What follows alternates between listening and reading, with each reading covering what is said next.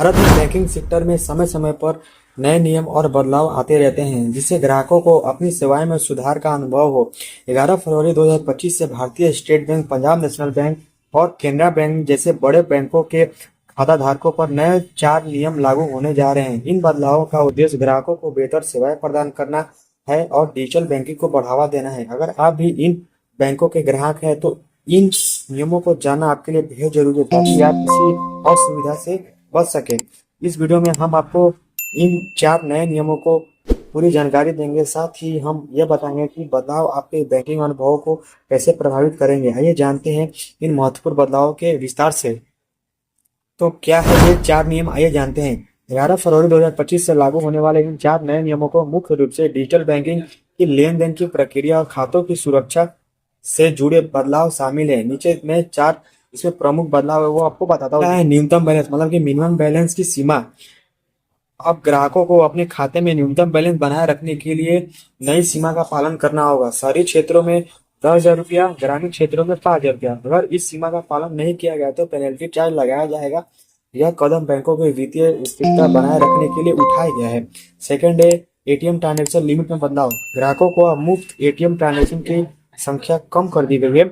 Metro शहरों में तीन मुफ्त ट्रांजेक्शन हो सकते हैं। मेट्रो शहरों में 5 मुफ्त ट्रांजेक्शन। इसके बाद हर अतिरिक्त ट्रांजेक्शन पर 20 रुपए का शुल्क लगा जाएगा। ठीक है, अब बात करते हैं जो 3 पॉइंट है वो है चेकबुक शुल्क।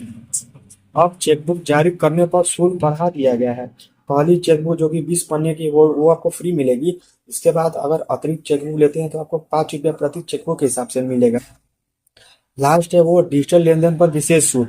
डिजिटल पेमेंट को प्रोत्साहित करने के लिए बैंकों ने ऑनलाइन ट्रांजेक्शन पर छूट देने का फैसला किया है। यूपीआई और एनएफटी ट्रांजेक्शन पे कोई शुल्क नहीं लगेगा और आरटीजीएस ट्रांजेक्शन पे आपको 2 रुपए का छूट देखने को मिलेगा ताकि आप लोग ज्यादा से ज्यादा इसमें ऑनलाइन का ट्रांजेक्शन कर सकें।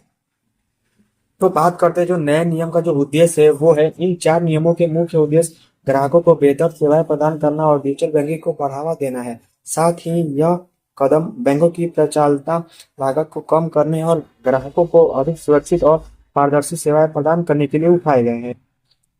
तो आइए अब जानते हैं कि इन बदलावों का ग्राहकों पर क्या प्रभाव पड़ेगा। जो कि सकारात्मक पॉजिटिविटी थिंग के बारे में थोड़ा सा जान लेते हैं। क्योंकि डिजिटल बैंकिंग का प्रोत्साहन, डिजिटल पेमेंट पर छूट मिलने से ग्राहक ऑनलाइन लेन देन की ओर आकर्षित होंगे और यहाँ पे सुरक्षा और में सुधार में भी आपका न्यूनतम बैलेंस सीमा और एटीएम ट्रांजेक्शन लिमिट से धोखाधड़ी के मामलों में भी कमी आएगी। ठीक है, बेहतर सेवाएं में जैसे बात करें तो बैंकों की वित्तीय स्थिति मजबूत होंगी जिससे ग्राहकों को बेहतर सुविधाएं मिलेंगी। ये हो गया पॉजिटिविटी थॉट। अब थोड़ा सा निगेटिविटी थॉट के बारे में हम जान लेते हैं कि ग्रामीण ग्राहकों पर असर। न्यूनतम बैलेंस सीमा बढ़ने से ग्रामीण क्षेत्र को ग्राहकों पर अधिक दबाव बढ़ सकता है। और जैसे एटीएम शुल्क वृद्धि, अतिरिक्त एटीएम ट्रांजेक्शन पर शुल्क लगने से ग्राहकों को अधिक खर्च करना पड़ेगा। अब जानते हैं कैसे करें इसकी तैयारी। तो इन नियमों का पालन सुनिश्चित करने के लिए आप निम्नलिखित कदम उठा सकते हैं।